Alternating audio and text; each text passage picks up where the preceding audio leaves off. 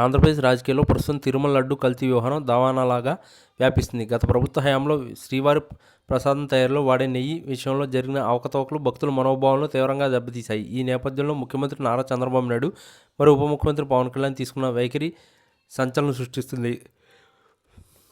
ధర్మాన్ని రక్షించే విషయంలో తాము వెనకడుగేసే ప్రసక్తే లేదని వారు స్పష్టం చేస్తున్నారు. భగవంతుడి విషయంలో అపచారం జరిగితే చూస్తూ ఊరుకోవని అంటూ రాజకీయ ప్రత్యర్థులకు ఇటు వ్యవస్థలోని పాలకులకు వ్యతిరేకంగా చట్టం హెచ్చరికలు జారీ చేస్తున్నాయి. కల్తీ జరిగిందని నిర్ధారణ అయిన తర్వాత బాధ్యులపై చర్యలు తీసుకోవడంలో ప్రభుత్వం అత్యంత కఠినంగా వ్యవహరిస్తుంది.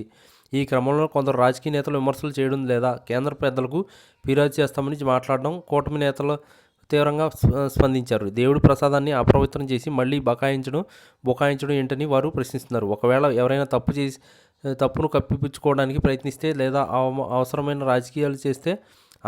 రాజకీయాలు చేస్తే ప్రధాని మోడీ దగ్గర వెళ్ళినా అక్కడ మీకు చుక్కెదురు కావడం ఖాయమనే సంకేతాలు పంపుతున్నారు. చంద్రబాబు, పవన్ కళ్యాణ్ ద్వయం ఇప్పుడు ఏకతాటిపై ఉండి హిందూ ధర్మం పరిరక్షణ కోసం పోరాడుతున్నారు. ఎవరైనా వ్యవస్థలు భ్రష్టు పట్టించాలని చూస్తే వారిని ఈడ్చితంతారు అనే స్థాయిలో ఆగ్రహం ప్రజల్లోనూ కనిపిస్తుంది.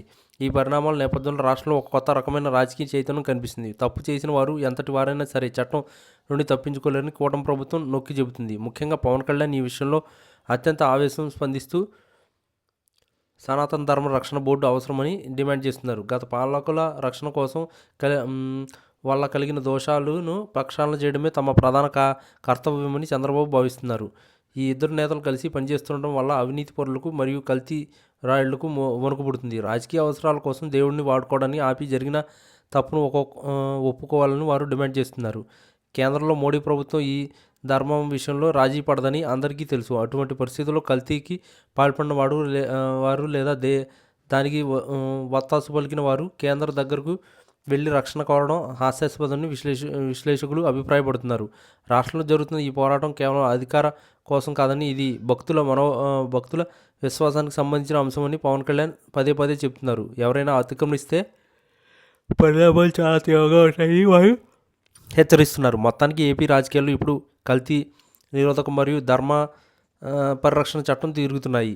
తప్పు చేసిన వారికి శిక్ష తప్పదని బాధ్యుల పక్షాన నిలిచిన చంద్రబాబు, పవన్ కళ్యాణ్ తమ దూకుడు ఏమాత్రం తగ్గించడం లేదు. ఈ వీడియో కనుక మీకు నచ్చినట్లయితే please like, share and subscribe channel. మరిన్ని వీడియోస్ కోసం మా ఛానల్ని సబ్స్క్రైబ్ చేయడం మాత్రం మర్చిపోకండి. మీ ఫ్రెండ్స్, ఫ్యామిలీస్ కూడా ఈ వీడియోని తప్పకుండా షేర్ చేయండి. ఇలాంటి మరిన్ని వీడియోస్ కోసం మా ఛానల్ని సబ్స్క్రైబ్ చేయండి.